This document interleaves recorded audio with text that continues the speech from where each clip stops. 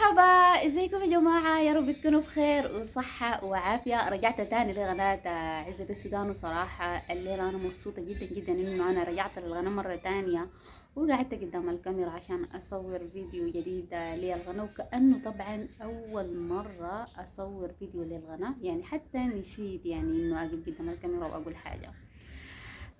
عشان كده قلت لكم رجعت تاني لانه في كذا فيديو لو لقيتوه انه انا بجي بقول رجعت تاني للغناء، وبفضل اوقف كم شهر تاني ورجعت تاني للغناء ورجعت اوقف تاني. من خلال الكلام ده عايزة اقول انه لو عندك حاجة في حياتك وحاب انك تعملها ولاقي نفسك فيها انه انت تكمل، يعني ما تجيف خالص مهما كانت الاسباب ومهما كانت الظروف، بالذات لو كانت حاجة بتحبها. ويمكن الكلام ده انا قلت لنفسي قبل ما اقوله هنا قدام الكاميرا، انه لا، يعني لازم تواصلي حاجة بديتيها لازم تتميها، حاجة بتحبيها لازم تعمليها صراحة. لأنه أنا واحدة من الناس لما تحصل حاجة بوقف حاجات كتيرة، تحصل حاجة كبيرة أو تحصل حاجة صغيرة لا ما بقدر أواصل، خلاص يعني بحس نفسي لا لازم أقف. فبلقى نفسي إنه أنا وقفت فترة طويلة جدا، ممكن تكون سنين ممكن تكون شهور.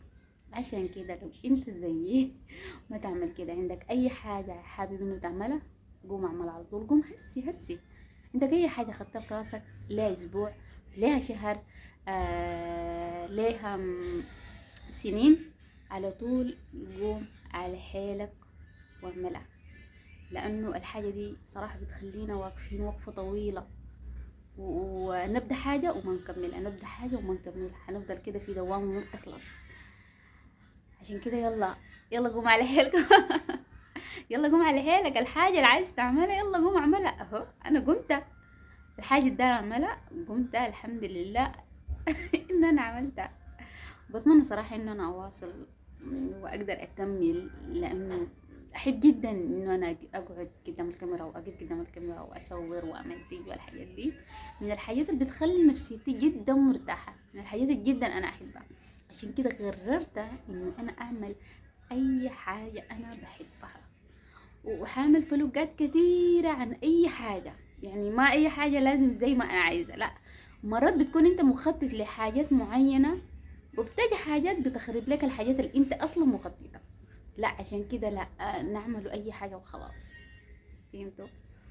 عشان كده يلا قوم وعايز تعمل حاجة فعلا، يتوقع ممكن حاجة دي ما تظبط معك، ويتوقع حاجة تانية برضه. عشان كده قوم على حيلك وقوم على حيلكم عندكم اي حاجات، اي حاجة قوموا اعملوها وما تنتظروا. انا ما اعرف الناس اللي من زمان معي في الغناء انه هي موجودة ولا لا. لو قاعدين يا اهلا وسهلا بكم من جديد، مرحبا بكم. الناس الجديدة الظاهرة يا ده في الغناء ان شاء الله حكون مكملة معاكم وواصلة معاكم بإذن الله تعالى. اعمل لايك واعمل شير والحاجات اللذيذة دي، يعني تحمسوني تشجعوني انه انا اواصل، لانه الوقفة اخذت مني صراحة وقت جدا طويل، فعايزة ابدا كده بحماس ابدا كده بحماس واعمل الحاجة اللي انا بحبها واعمل الحاجة اللي انا عايزاها. فبس يعني ده كل الكلام اللي كنت عايزة اقوله لكم، ان انا رجعت يا جماعة، ان انا رجعت. لحد ما اشوفكم ان شاء الله في الفيديوهات الجاية، وكل الفيديوهات الجاية بتكون عبارة عن فلوقات، اي حاجة هتحصل في الحياة، اي حاجة هتحصل في حياتي، اي حاجة يعني الروتينات اليومية الحاجة. المهم لحد ما اشوفكم ان شاء الله الفيديوهات الجاية بإذن الله تعالى، ما تنسوا الاشتراك ومع السلامة.